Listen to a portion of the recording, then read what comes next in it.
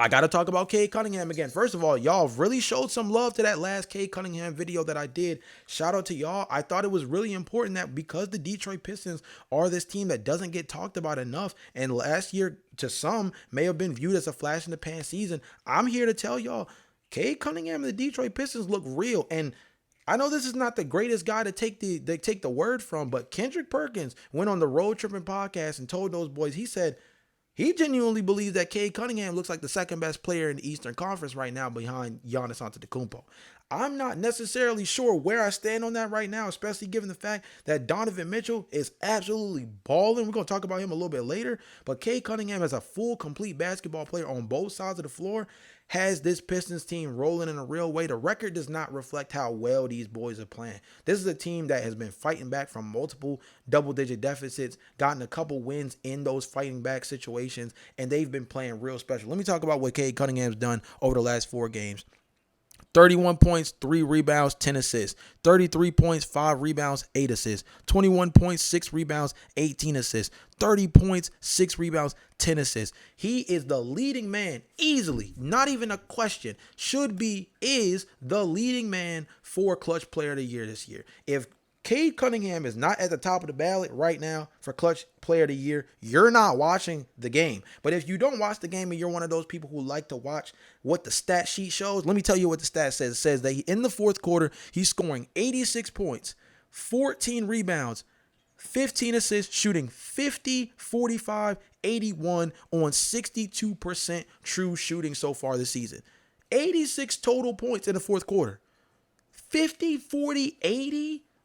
Shooting 62%. Again, that's on par with your average rim running center. Your average play finishing rim running center is around 60 to 65% true shooting. He's doing that as somebody who has been operating in the mid-range. He is shooting 43% consistently within the mid-range area so far this season, which is actually kind of above average, actually significantly above average, shooting 43% from the mid-range area. He has been absolutely balling. Let's also talk about some of the other guys that have been balling for the Pistons. I gave a lot of praise to Cade Cunningham in that last vid, but they've got 2 guys in that front court that are also doing major damage. Isaiah Stewart tied for the second most blocks so far this season with 19 with Ryan Kalkbrenner of the Charlotte Hornets. Check out that video. I'm telling y'all, don't sleep. The Hornets got a little bit of body over there with him, with Ryan Kalkbrenner, Zion James, Colin Kneppel. I'm just saying, but we talking about the Pistons right now.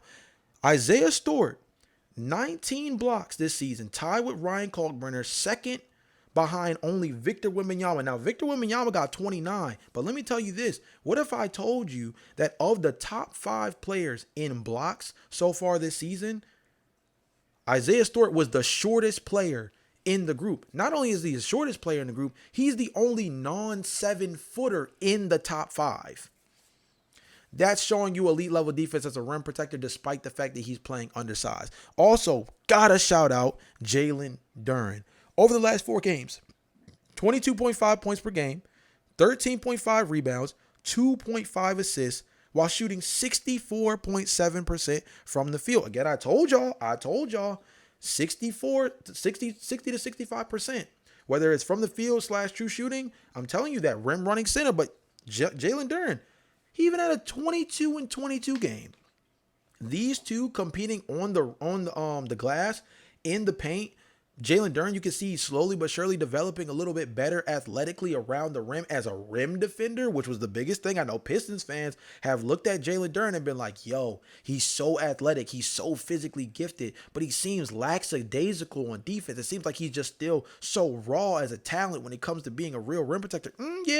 Yeah. He's starting to figure it out.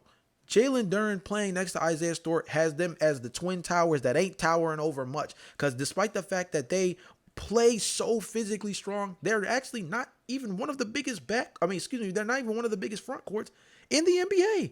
These 2 guys play physical. They play hard-nosed. They're going to be 2 guys that I think if we're talking about playoff basketball, half-court basketball where the game slows down, things get physical, you got to set the tone early by having, real aggressive rolls to the rim.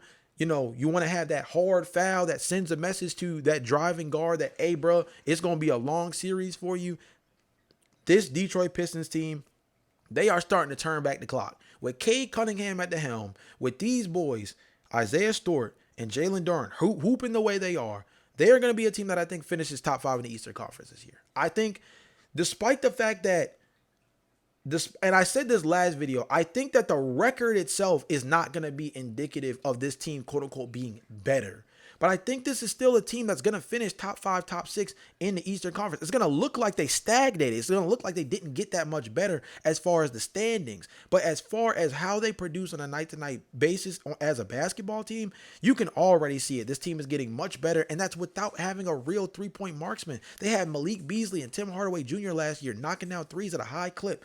Now they're just relying on being a hard-nosed defense and giving Cade Cunningham the damn ball in the fourth quarter. Asar Thompson has been more than solid defensively. I saw more than a handful of possessions last game where he was just stripping folks in the backcourt. I mean, come on now. This team defensively, they have a chance to be a top 10 defense this year, and I don't know if they'll be a quote-unquote top 10 offense by the end of the year, but I would not be surprised if this team is a top 10 defense and they're a team that's wreaking havoc for somebody in the first round.